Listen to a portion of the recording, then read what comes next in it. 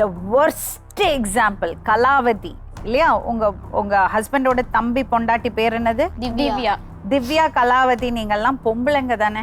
இந்த பொண்ணு இவ்வளோ கஷ்டப்படுறா, சக்திவேல் இந்த ஆட்டம் போடுறாரு, ஒரு 4 வார்த்தை கேட்க தெரியல. போய் புள்ள பேர் பார்த்து பால் காய்ச்சி வீடுக்கு மாத்தி கொண்டு போய் தஞ்சாவூர்ல வச்சுட்டாங்க மேடம்.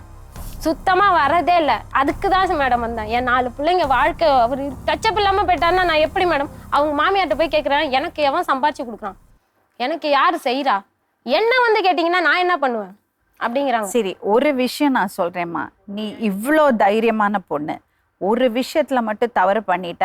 அந்த தவறு இன்னொருத்தர் பண்ணக்கூடாது.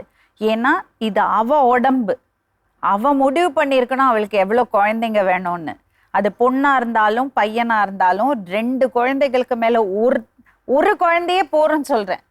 அதை நல்லா வளர்த்தினாலே போறோம். அதுக்கப்புறம் இந்த புருஷன் ஆம்பளை பிள்ளை கேட்குறான், பிள்ளைய பெற்றுட்டா, ஆம்பளை பிள்ளைய பெற்றுட்டா நம்ம வீட்டில் நல்லா மதிப்பாங்க, மரியாதை கொடுப்பாங்க, மாமியார் சந்தோஷம் ஆயிடுவாங்க, மாமனார் சந்தோஷம் ஆயிடுவாங்கன்னு 4 பிள்ளை பெற்றுட்டா. எப்போ இருக்கா ஊர் மக்கள் தெருவில் இருக்கிறவங்க எல்லாம், ஏன்டா அந்த பொண்ணை அப்படி கொடுமைப்படுத்துற, பொண்ணை எதுக்கிட்ட கல்யாணம் பண்ணிட்டு வந்த, எதுக்கு காதல் அடிச்சு கல்யாணம் பண்ணி இவ்வளோ குழந்தை கொடுத்தன்னு நாக்கப்பிடிங்கிற மாதிரி கேட்டாங்கன்னா அப்புறம் இவங்க எல்லாம் அப்படி சுத்துவாங்க?